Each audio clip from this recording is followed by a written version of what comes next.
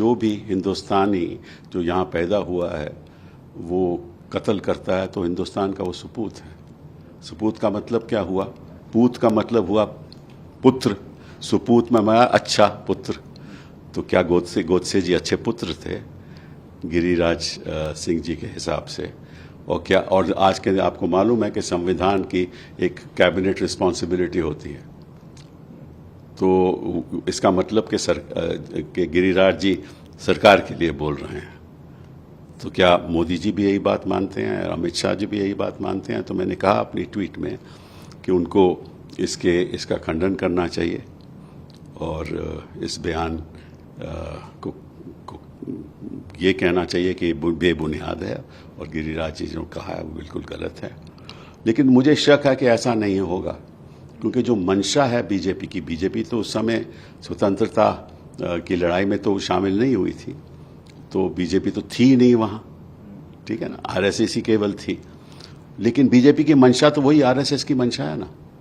तो जो आरएसएस गांधी जी के साथ नहीं चले, जो आरएसएस अंग्रेज़ों के साथ उन्होंने समझौता किया, हाँ, और अंग्रेज़ को ये जाकर कहा कि हम आपकी मदद करेंगे, वो आरएसएस कैसे मान सकता है गांधी जी को?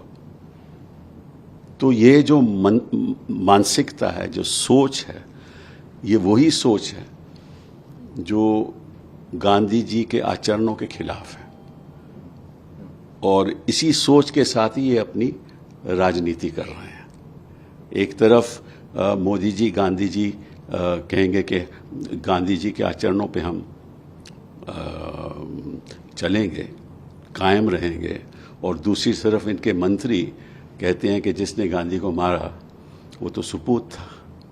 और इसमें औरंगज़ेब या मुगलों की तुलना करने का मतलब क्या है? जो भी कातिल है, चाहे वो किसी भी धर्म का हो, वो कभी सुपूत हो ही नहीं सकता, ठीक है ना। और अगर ये बात मानी जाए कि इसमें अंतर है, तो फिर तो निर्भय के कातिल भी सुपूत थे। फिर तो जो भी मारे जाते हैं लोग, चाहे वो चाहे एक किसी की धर्म पे भी हो, अगर वो यहाँ पैदा हुए हैं तो वो भी सुपूत हैं। तो मुझे तो समझ नहीं आया ये क्यों कर रहे हैं। और मुझे मालूम है कि ना मोदी जी और ना अमित शाह जी शायद इसका खंडन करें, लेकिन दुख की बात यह है कि ऐसे बयान आ रहे हैं और हम आपसे बातचीत कर रहे हैं।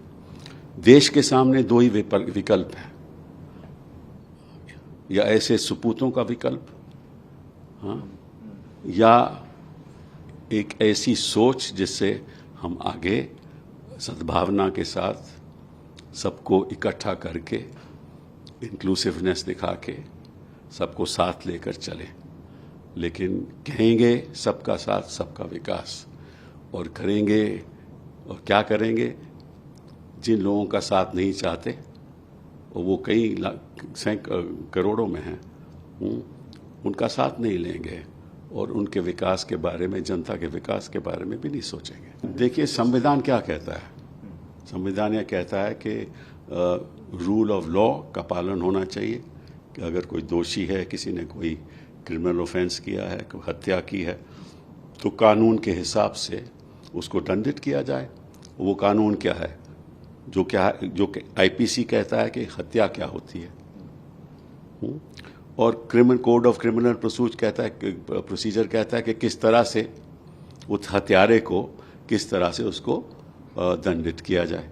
हाँ, तो अगर आपको किसी ने मारना ही है तो फिर रूल ऑफ लॉ का ज़रूरत क्या है? कानून की ज़रूरत क्या है? तो जो ऐसे एनकाउंटर से मारे जाते हैं, वो एक मापदंड है जिसके आधार पे एनकाउंटर हो सकता है।